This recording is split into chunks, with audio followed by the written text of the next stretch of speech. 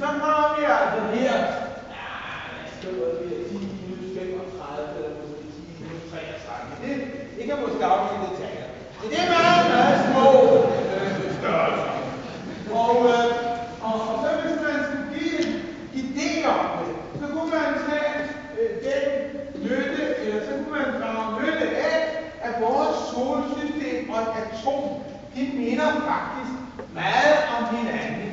Hvis vi har en sol her, og så en planet, der går rundt udenom her, og vi ved efter Keplers love, så går de i en ellipse, som har solen i det ene af sine fokuspunkter, af sine brændpunkter.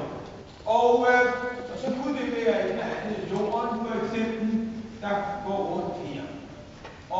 Eller Jupiter, eller sådan noget. Og så har vi et atom. Der har vi sådan en lille atomkerne her, og så går der en elektroner rundt om den. Og der har vi så faktisk, at forholdet mellem størrelsen af den her kerne og afstanden ud til elektronen er ikke så forfærdeligt forskelligt fra, så skal det nok helst ikke være jorden, men Jupiter eller sådan noget ude der, som er lidt længere. Så passer det bedre. Så det vil sige, hvis man stod på elektronen og kiggede ind på atomkernen, så ville den se nogenlunde lige så stor ud, som hvis man stod ude på Jupiter og kiggede ind mod solen. Og den ville være lidt mindre end hos os, men ikke væsentligt mindre. Det ville være størrelsesmæssigt det samme. Så nu vil det være meget sjovt så at sige, så har vi en god måde at skale op fra den ene størrelse til den anden. Hvilken faktor skal vi skale op? Og der vil jeg lægge på en sådan størrelse af det her, som kender, hvad det består af, for at minde om det. Og der kan vi minde med denne her figur, men vi kan også bare, det ved vi alle sammen, tror jeg stort set, så det er ikke så vigtigt at minde om. Der er nogle byer, så er der atomer, og så er der atomkernen, og så inde i atomkernen, der er protoner og neutroner, og der er quark.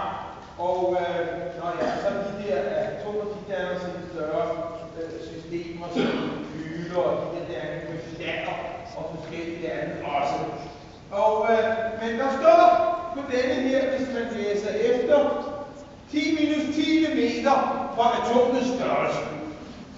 Og hvis jeg nu, hvor stor er på den anden side af atom, eller hvor stor er jordbanen, ja, det er en astronomisk enhed. Den er 150 millioner gange 10 kilometer, som så er 1,5 gange 10 kilometer gange 10 11. Så den er sådan noget i den retning. Og denne her, den var altså retning 10 minus 10 meter. Så det vil sige, at der er cirka 10/21 forskel. Altså, den skal gøres 10 gange større, 21 gange, for at give det rigtige resultat. Og hvis man nu vil så bruge det til at lære lidt om superstrengene, så kan man nyt hurtigt regne ud, hvor meget skal vi gøre superstrengene, som der står repeteret der på 10 minus 35. Hvis vi gør den 10 minus 10/21 gange større, så får vi altså 10 minus 14. Aha, så genfinder vi den som en atomkerne. Så det vil sige, at størrelsen af superstrengen efter den skæling her er stadigvæk så lille som en atomkerne. Men dog altså meget større.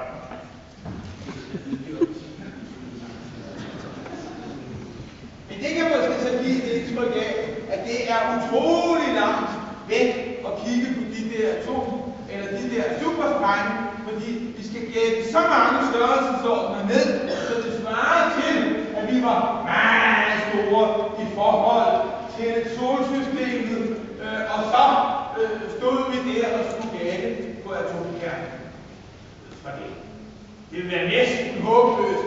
Så derfor kan man måske godt genkende, at det vil være næsten håbløst og meget overambitiøst og ville gætte på, at nu om nogle måneder, så finder vi ud af, om superstrengteorien er